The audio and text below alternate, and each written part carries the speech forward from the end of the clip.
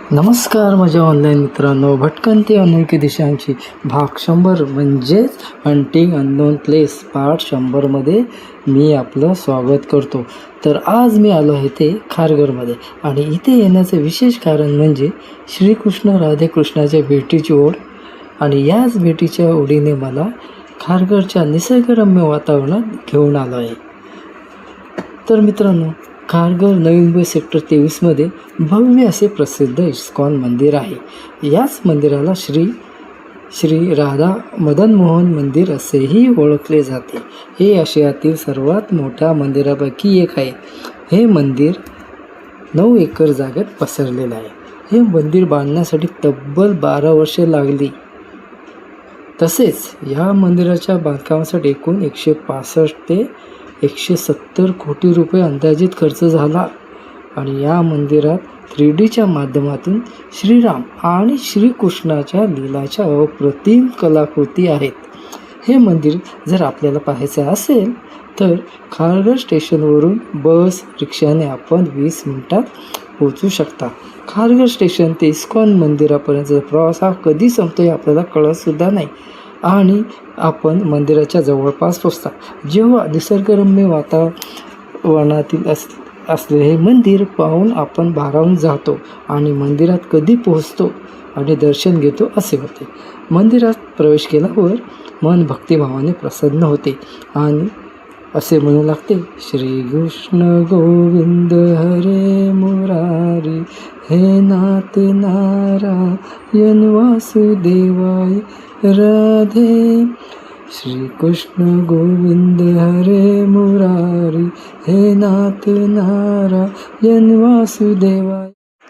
गोविंद बोलो हरि गोपाल बोलो, राधा रमण हरि गोपाल बोलो. गोविंद बोलो हरि गोपाल बोलो, राधा रमण हरि गोपाल बोल. असे मन गुणगुलायला लागते, बरोबर ना? तसे जेव्हा प्रभू श्रीरामाचे दर्शन होईल तेव्हा एक छानसे गाणे इथे म्हणावंसं वाटेल. ते म्हणजे हो हो सर पे मुकुट साजे, मुख पे उजाला, हाथ धनुष गले में पुष्पमाला, हम दास इनके ये सबके स्वामी, अनजान हम यह अंतर्यामी. शीश झुकाओ राम गुण गाओ, बोलो जय विष्णु के अवतारी, राम जी की निकली सवारी, राम जी की लीला है न्यारी है न्यारी, राम जी की निकली सवारी, राम जी की लीला है न्यारी है न्यारी. एक तरफ लक्ष्मण एक तरफ सीता, बीच में जगत के पालनहारी, राम जी की निकली सवारी, राम जी की लीला है न्यारी है न्यारी, राम जी की निकली सवारी, राम जी की लीला है न्यारी है न्यारी. मित्रांनो, या मंदिरच्या आत प्रवेश करताच आपल्याला दृष्टीस पडतील ती श्रीकृष्ण आणि श्रीरामाचे अनेक भक्त जे भजनात रममाण झालेले आहेत. कोणी हरिभजनात तर कोणी प्रभू श्रीरामाच्या जपात भक्तीने तल्लीन झालेले. हे पाहिल्यावर आपण सुद्धा मागे राहणार नाही हे आपल्या लक्षात येतं.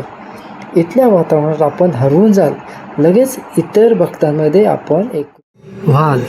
चला आता मी आपला जास्त वेळ घेत नाही, आपण प्रभू श्रीरामाच्या आणि श्रीकृष्णाच्या दर्शनासाठी मंदिरात जाऊया आणि या भक्तिभावाच्या प्रवासाला सुरुवात करूया. आहात ना सोबत? जय श्रीराम बोला, जय श्रीराम बोला, जय श्रीकृष्ण, जय श्रीराम, जय श्रीकृष्ण, जय श्रीराम, जय कृष्ण, जय श्रीराम, जय श्रीकृष्ण.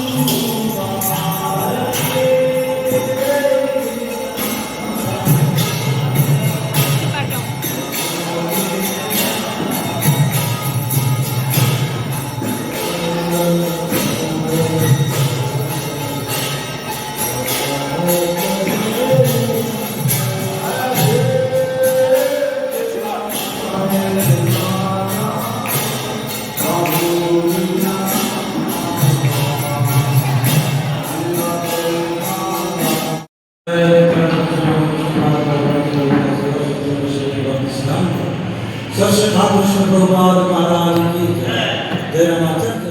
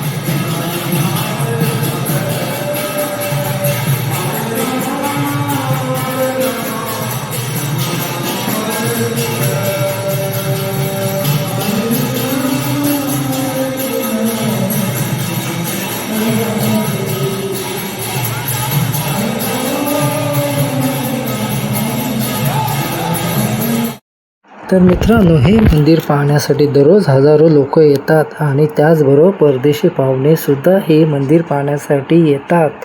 शनिवारी आणि रविवारी तसेच इतर सुट्टीच्या दिवशी इथे सायंकाळी आरतीसाठी अनेक भक्त आवर्जून उपस्थित असतात. तर मित्रांनो, मंदिरात देवाची मनोभावी दर्शन घेतल्यानंतर आपल्याला इथे छानसा प्रसाद मिळतो. त्याचबरोबर जर आपण थकला असाल आणि जास्त भूक लागली असेल तर अल्प दरात नाश्त्याची सुद्धा सोय आहे. म्हणजेच आपल्या आवडीची पावभाजी, पाणीपुरी, भेळपुरी, समोसा, वडा, ढोकळा इतर अनेक खाऊ आपण खाऊ शकता. मनसोक्त पोट भरून झाल्यावर की इथे आपण थोडीशी मिनी शॉपिंगसुद्धा करू शकता. आपल्याला वाचनाची आवड असेल तर धार्मिक, सामाजिक, आध्यात्मिक पुस्तकं खरेदी करू शकता आणि वाचूसुद्धा शकता. तसेच देवघरात ठेवण्यासाठी देवी देवतांचे गिफ्ट आयटम, कलाकुसर केलेल्या मूर्त्या ह्या आपण घेऊ शकता. घर सजावटीसाठी अतिशय छान वस्तू मिळतातच, त्याचबरोबर साजूक तुपातला इथे सुंदर अशा मिठाईसुद्धा मिळतात, त्याही देखील आपण खरेदी करू शकता. हे सर्व एकाच ठिकाणी म्हणजे आपले देवदर्शनही होते आणि त्याचबरोबर एक छोटीशी सहलसुद्धा होते. चला, मी आता आपला निरोप घेतो. तर धन्यवाद माझ्या ऑनलाईन मित्रांनो, आपला बहुमूल्य वेळ दिल्याबद्दल. आता आपली भेट भटकंती अनोळखी दिशा भाग 101 मध्ये. तोपर्यंत स्वतःची काळजी घ्या, करा आपण सुरक्षित, आपलं कुटुंब सुरक्षित आणि इस्कॉन टेम्पल खारघरच्या ह्या मंदिराला अवश्य भेट द्या, सहकुटुंब सहपरिवार.